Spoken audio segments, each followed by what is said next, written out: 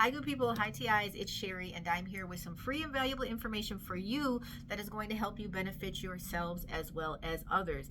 And today, I have part 2 video of the 10 reasons 10 ways, excuse me, of how to survive a short-term or long-term stay in a hospital or nursing home.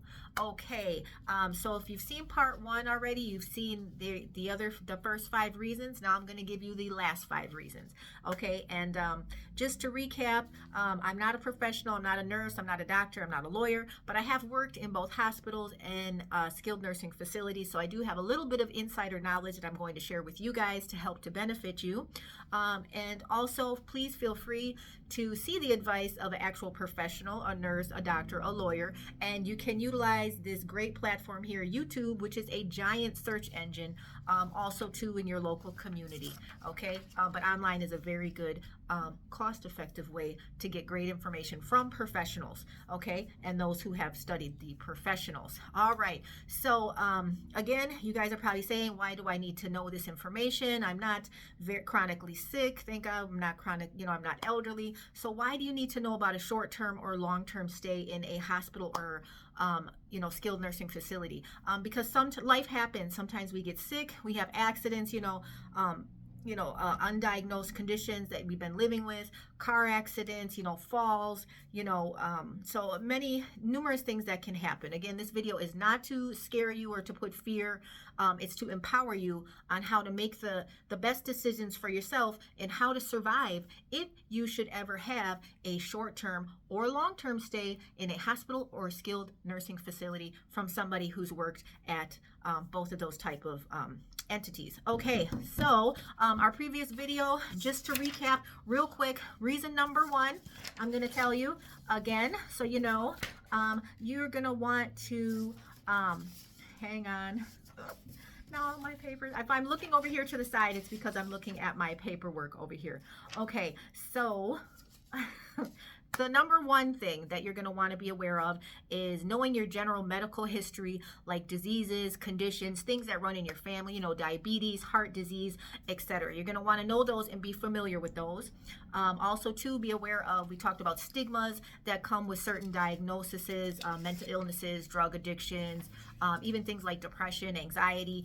It could, and again, these facilities are run by people, and people are just human, and they make mistakes, and they have judgments and everything. So just be aware of that in your medical history there are things that most of the staff can look at, and it could cause biases. Okay, just so you know. So be careful about when disclosing that and all that. Number 2 point was to know your medications. Know your medications. Know your medications. Know your medications.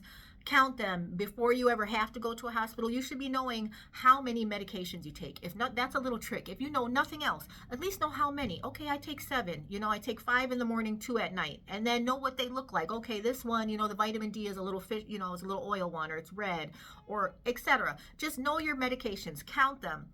Again, you'd want to know how many, what time, the dosage.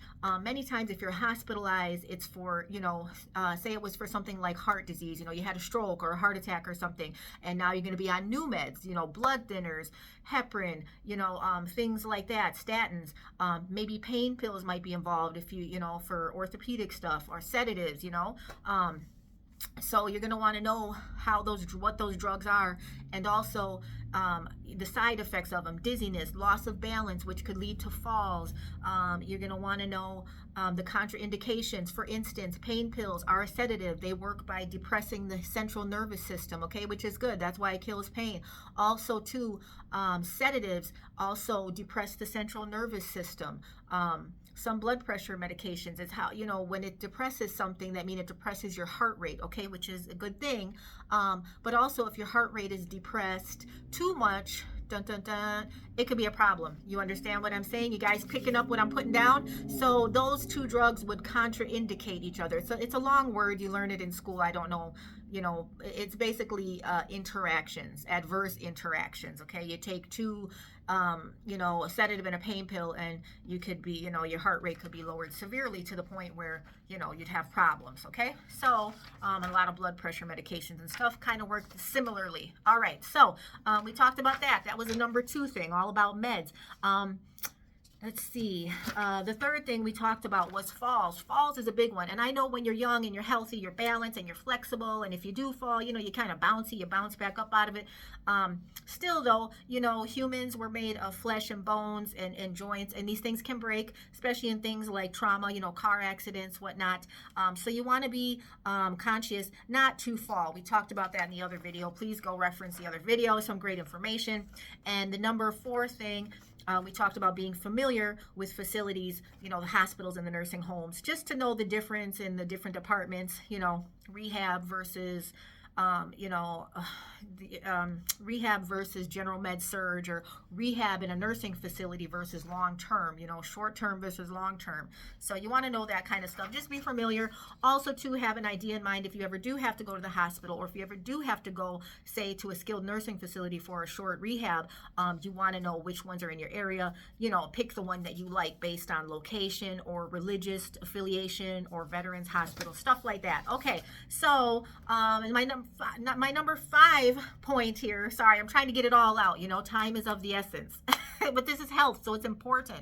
Number 5, you want to know who is who. Okay, you got your doctors, you got your nurses, you got your nurses' aides, you have your therapy department. That's physical therapy, occupational therapy, speech. Then you have your dietary team, the one that cooks all the great healthy foods for you, right?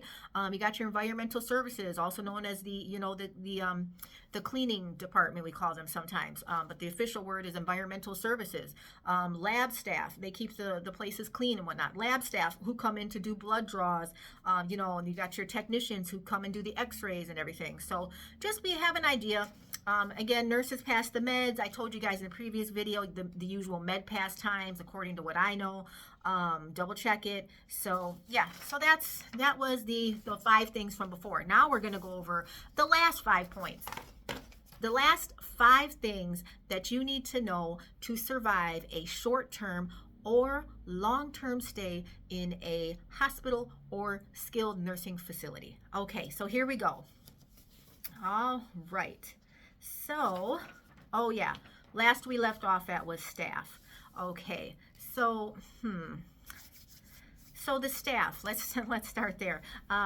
So you got all you in let's say a skilled nursing facility hospital. You got your doctors, you got your nurses, you got your nurses' aides. They work closely together many times. Okay, and there's usually several aides and nurses assigned to a unit, depending if it's a hospital or a skilled nursing facility. Okay, so you got workplace politics. It shouldn't be, you know, it's the medical field, but in case you didn't know, nurses eat their young. Have you guys ever heard that term? Yeah, they do. Nursing staff do. I joke, but you picture it's a high stress environment. They're worried. They're caring for people. You know, it's caregiving, right? So when you're caring for somebody else, other people, it's a level of stress to it because you want to do it right, okay? And mistakes could be, you know, fatal. So you don't want to mess up, right? So anyways, behind the scenes, the staff are dealing with workplace politics and whatnot, okay? So, and don't shoot the messenger on this one, you guys. Don't shoot the messenger, okay? So behind the scenes, they're dealing with, you know, workplace politics, bullying, favoritism, you know, people wanting to get the easier assignments, missing staff, you know, people are going on breaks, they're MIA, you know, I've even seen in some places coworkers appearing to be under the influence, you know, and you can't, you know, what do? You know, you smell it, you see it, the eyes, and you're just like, you know, you say something and then, you know, you don't want to be the bad. Anyways, this is what and not to mention staff shortages. So this is what we're dealing with behind the scenes, your lovely staff, okay, as you're in these places. So, you know, I'll just tell you this story real quick. I had one time where there was an aide, and she tried to be with me. She wanted to be my supervisor, and she wasn't. We were equal power in the power hierarchy. She wanted to be my supervisor, the HR, the scheduler, and the owner all in one. Okay, just because, I don't know if I don't know what motivated it, but she wanted to be over me. Okay, and we were assigned different units, and she wanted to tell me which unit to go to, and I said, no thanks, but I'm gonna go with what is on the schedule. And then she got mad about that, and had she asked me nicely, I would have been, probably would have been willing, because I'm fair and logical. But it was more of a power thing, and kind of how, it wasn't even an asking. It was like, you're gonna do this, and I felt like, you got to put your foot down. If you start off, pretty soon out, that I would have been going to her as my as my superior, and that's not correct. Okay, so anyways, that type of stuff, we worked it out. It was fine. She tried to flex on me a little bit, but I had to do a little dodging like Neo from the Matrix. I mean, it got a little odd, but that's that's what's going on behind the scenes sometimes. Okay, all's well that ends well. Okay, all this while behind the scenes. So, and to be honest, in all honesty, if the scheduling had been done correctly, the girl, since she was doing an extra shift, she would have been put on the same unit without us having to fight over it like Mad Max and the Thunderdome. You know what I'm saying? I mean, so who knows? It could have been, the scheduler wanted to see us fight it out. It could have been the scheduler just didn't know. It could have been she didn't want to get involved. Who knows the whys behind it. She could have just been super incompetent, but I highly doubt that. I don't like to ever assume anybody is incompetent, so I don't know what that was, but this is what goes on. Nursing staff, it's a joke, but nursing staff eat their young. They don't, but so, but there's more good than bad, so just be aware of that. Okay, anyways, let's not get off track. Throughout all that normal, abnormal, dysfunctional workplace politics stuff, we are people who care about our people that that we're working with and for. Okay, so we care. We will go the extra mile. We want to help you. We empathize with your situation. It sucks to be sick. It sucks to be in a position where you have to ask other people to do to do stuff for you that you're used to doing yourself. Can you guys imagine having to ask somebody to help you walk to the bathroom? And you're used to going to the bathroom when you want to, right? When you need to. But if you're at risk for falling, you definitely want to get that help so that person can help you, help balance you. And if you do fall, break your fall so that you don't, fall on the hard, linoleum or the hard, facility floor and crack your head or your elbow or, hurt yourself even more. So it is, the staff, I can say from personal experience, they really do care. They'll even go the extra mile. I know that I've done it. We treat people like, well, the good one of us, and they're the ones of us that are good, and most of us are more good than bad, I will say, definitely. We'll go the extra mile. I've seen nurses, buy food for the residents if they didn't want what was on the menu, and they're real sick, or they're, they just, rather than see them not eat, like buy them chicken dinners or something. I've, myself, I've bought stuff, anyways. You can buy people blankets or, warm clothes if they don't have family or whatever, just a nice, a little gift for them. How nice, going the extra mile, treating people how we want to be treated. If I were in a facility, I would want a blanket, one of those little warm fleecy ones. You guys know what I'm talking about. You get them from Walmart. They're like $10 and they feel like heaven. Imagine you're in a hospital or a skilled nursing facility. Wouldn't you want that? Yes, you would. And it would help you heal too. It'd make you, mental health is very much related with physical health, right? Okay, I digress. I talk too much. I know this, you guys, but I'm going fast. All right, we are on point 6 right now. Number 6, okay? Staffing in these facilities. Just so you know, you want to know your staff, and I'm just giving you a little bit of a background view of what goes on, so we're real people too. So we want to help. We'll go the extra mile to help. I've done it. I've seen it done.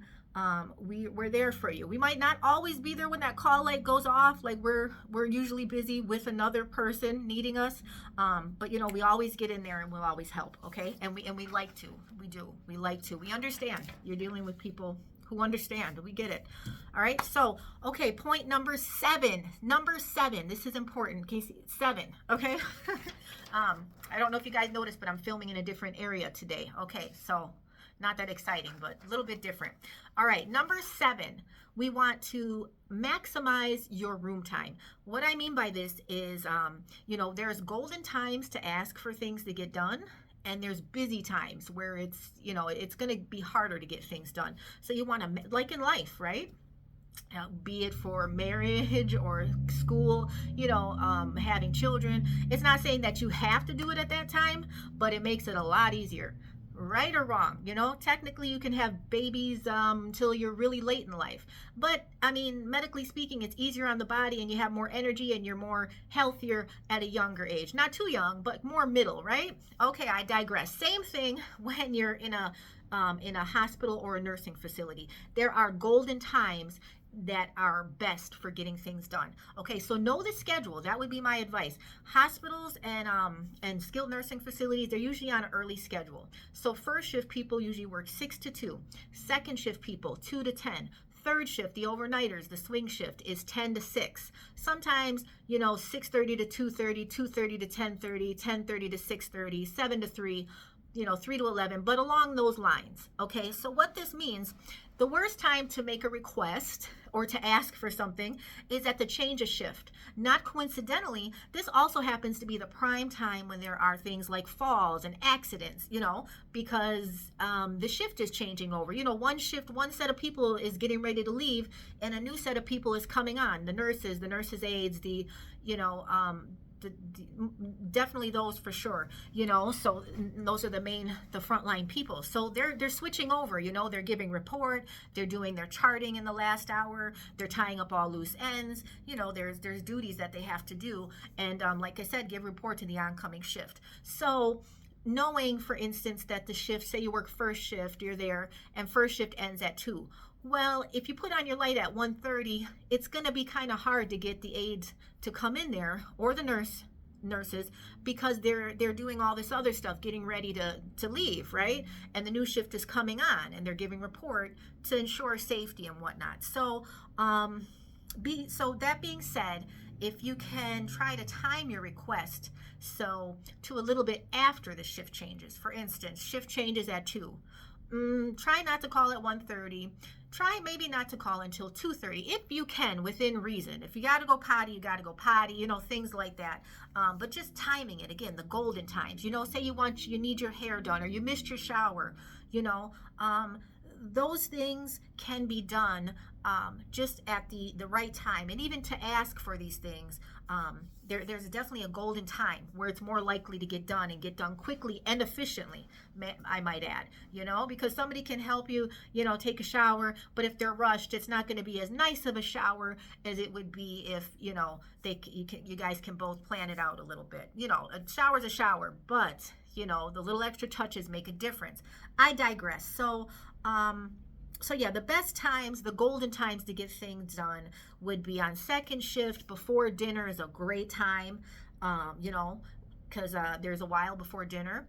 First shift is just a busy shift in general. I have a lot of empathy for the aides and the nurses who work first shift, because they have the lion's share, really. They have 2 meals, the breakfast and the lunch, which is, you know, it is what it is. They're not cooking it per se, but imagine they have a unit of 20 people. They're passing out all the trays for 20 people and cutting up the food, and some people have to be fed, you know, kind of a sad situation, but, you know, and getting everybody's drinks and stuff. It's like playing waitress, you know, for 2 meals.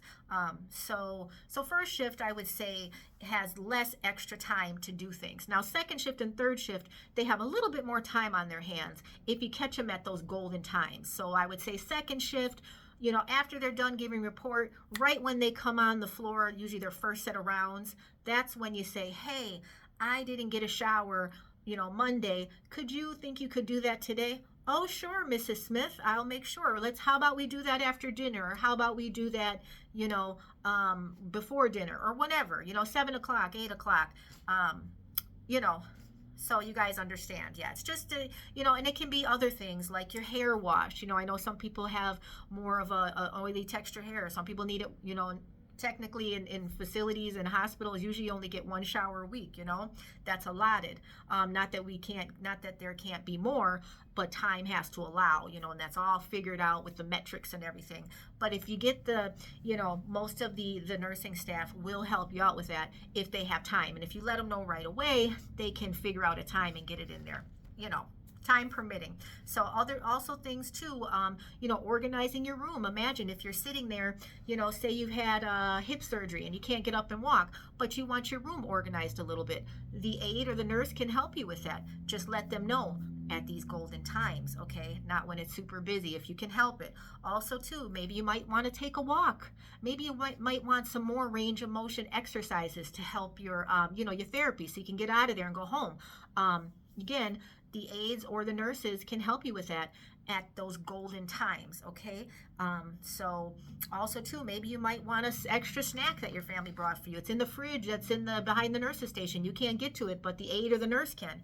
That's a good time to ask during those golden times, okay? And maybe you want help or something, or a resident wants to make a video call to their family and they can't quite figure it out. Some of the staff is, a little on the younger side, I should say, and they are great with technology. They know how to use those phones and do those video calls like nobody's business, so they can help with that. And just during those golden times, it would be ideal, okay? Also, this is going to sound, don't shoot the messenger, okay? We're talking about maximizing your room time. When the aides and the nurses and when you get staff that comes to your room, maximize that time. Have it, try to think of it beforehand. If you have to, write it down. Like, write it down on a piece of paper, all your concerns, and organize them and ask them. Ask us. We don't, the staff, they like to help, and if they can't help you, maybe they can tell you who could help you. I will tell you this, the nurses have a little bit more, obviously more power and a little bit more knowledge and ability to network than the aides do. So, and a lot of times what happens is the people, because they see the aides more, you guys, you'll ask the aides, and which is fine. But a lot of times the nurses have a little bit more, just because their position requires more authority and more responsibility, they have a little bit more, obviously more education and more ability to network. So it is, just to FYI, okay? You get a little bit more results when going straight to the nurse, Not that the aides don't want to help, but their power is more limited. Okay, so what else? Okay, don't get mad at me for this one. Try to time your bathroom breaks, okay, within reason. The bowel and the bladder, it's like the heart. Who can know it? Nobody knows it. You don't know why, the heart, right? The Bible says, we don't know why we like certain people, why we, choose to marry this person over the heart. Who can know it? The heart can also be wicked, but that's a separate issue. I also think that applies to the bowel and the bladder. When you gotta pee, who knows? You could pee at 2:30 and then have to pee right again at 4:30, and you could pee a whole lot at 4:30 like you never even peed at 2:30. But again, the bladder, who can know it, okay? But as much as it depends on you, try to at least have an idea. If you say you're having lunch, again, picture yourself. This is how to survive a short-term or long-term stay in a hospital or facility. So say you're in your room, you're relaxing, you had breakfast, you had lunch, you had a cup of coffee, you're feeling better, you're trying to hydrate. We always bring water at every shift. So you got ice water, maybe you had a little juice.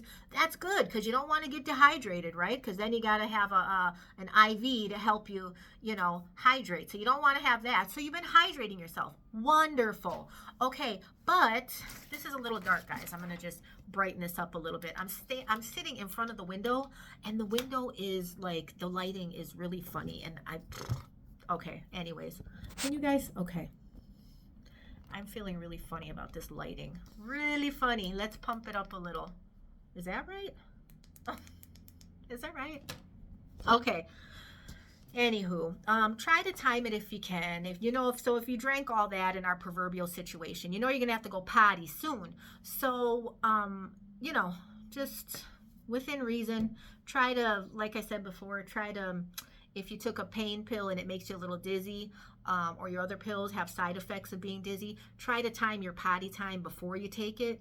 You know, I've had situations where, you know, people can actually, it has happened before, not with me directly, but I've seen it happen. People take their pain pills and they have to go to the bathroom and then they fall, you know, and of course, if the aide or the nurse is there, we can break the fall. But how much better not to fall in the first place, you know, which, you know, if you know your pain pills make you dizzy, then, you know, at risk, you know, try to time it as much as possible. But again, the heart and the bowel and bladder, who can know them? I don't know. But yeah, okay. So number 8, almost done here. I hope you guys are gonna be able to see this video because it is looking really cloudy on my end. Not sure what's going on, but I'll record the whole thing if I have to. Again, not that I want to, but I will. I will. It's important. Okay. Number 8. Okay. DNR status. This one is super important. Please keep in mind, again, I'm not a doctor, I'm not a nurse, I'm not a lawyer. Okay. There are plenty of them right here on the YouTube platform. Okay. Also in your local community. So DNR is it's a term. It stands for do not resuscitate. Okay. Meaning if your heart stops for whatever reason, do you want to be resuscitated? So that's a question that you have to mull over. You should look at some videos on it. You should do some research.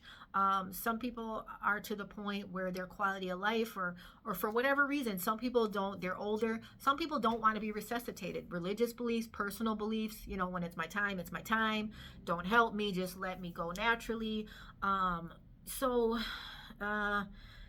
If whatever your wishes are in regards to that, if you want to be resuscitated or if you don't, you have to make that known in your medical and or legal paperwork, okay? Because you know, there's treatments and medications to help you if you do need to be resuscitated. You know, there's things like chest compression, shocking, intubation, medications called vasopressors, etc. I've read about this recently. So you have to ask, you know, do you want it? And if not, how much? You know, maybe you don't want the whole thing, but maybe you want them to try a little. It has to be known. It has to be made known legally and medically, okay, in your records. Yeah. So research that. Number 9, almost done here. 2 more points. Number 9, know your insurance coverage. You have to know what facilities might be covered. The hospital you might like, your insurance might not be covered by them. You might want to switch insurances just in case. Same thing with facilities. You know, find out what's covered.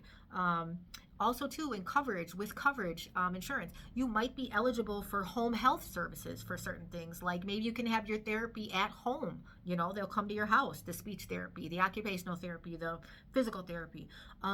Also, too, maybe you can, your insurance covers having a nurse's assistant at your house. Okay, that'd be nice. Then they can help do laundry, do dishes. Like say you had surgery, you can't walk. You know, they can take out your garbage, clean the house, take you on errands, you know, do the errands for you, cook, you know, get you a couple meals so that you just have to warm them up in the oven, you know, stuff like that. So know your insurance coverage. It doesn't hurt to double check it, right? Maybe on a day where you're not busy or something, or just kind of like chip away at it. I know those, when they give you those insurance packets for work, they're big, right? And you're like, oh, this is so boring. It's boring, and who wants to think about? I think it's like a superstitious thing, or like a subconscious, you know, you don't want to even think about something so negative about being sick or dying. But, you know, it's better to know ahead of time, at least a little bit of working knowledge, rather than something happen. Oh my goodness, I was in a car accident, my leg's broken, now da-da-da. Now you got to figure it all out, you know. Better to figure it out beforehand. Okay, number 10. This is the last thing, and this is important. Also, too, there's a bonus tip. Child care and pet care, if you ever have to have, you know, a short-term or long-term stay in a hospital or a skilled nursing facility. You know, usually family is your first option, right? Also, too, though, for pets, there's things like Rover. It's a service. They'll come to your house, or they'll board your animal, your dog or cat there. I'm not sure.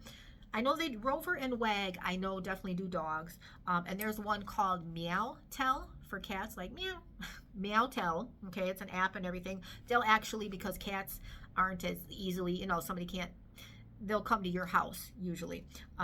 So just an FYI, that's an option. Okay, all right, that was it, and that was important. Okay, so the number 10 thing here, the number 10, or no, that was 10, the bonus tip. Okay, let's get to it and let's be done.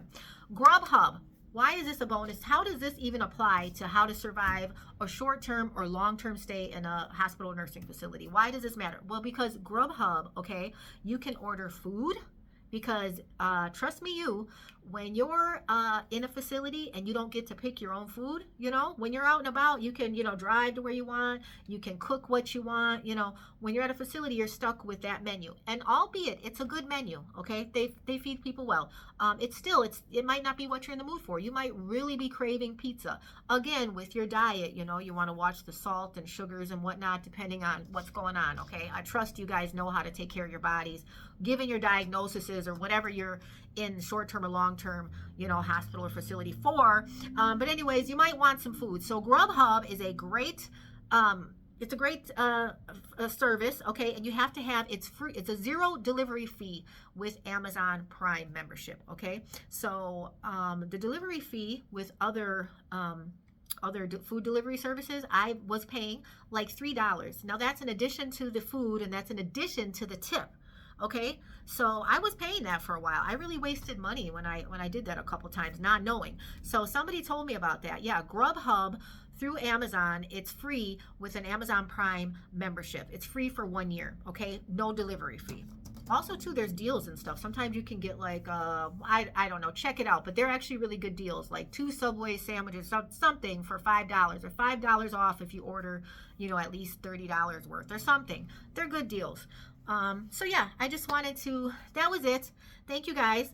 Get that book. It's called Outlive. It's on Audible, or, you know, you can order it too, and the library has it. It's all checked out though. I tried to get a copy yesterday so I could show you guys a picture. They're all checked out, and there's reservations on them. That book is so good. Okay. The book is not depressing. It's not boring. It's life-changing. It's definitely worth it. It talks about the 4 main diseases that we get that cause us lengthy stays, you know, lengthy sicknesses before death, versus the healthier way. So it's worth looking into, and it's not depressing. It's a really eye-opening, interesting book. Okay, because I know some of those can be a little heavy on the soul, but this one is not. It's really well written. Okay, so yeah, don't forget, do your research with your family, get your child care and pet cares in orders. Hit like and subscribe if you like this type of content, so you can get free and valuable weekly research and reviews. Next video, we will talk about some other stuff like supplies that you need in order to survive a short-term or long-term stay in a hospital or skilled nursing facility. Hope you guys never need it. Thank you for watching part 2 of this video. It took a lot of work that I put in to put this together, and it really does benefit us all. So thank you so much. Have a good one, guys. Bye.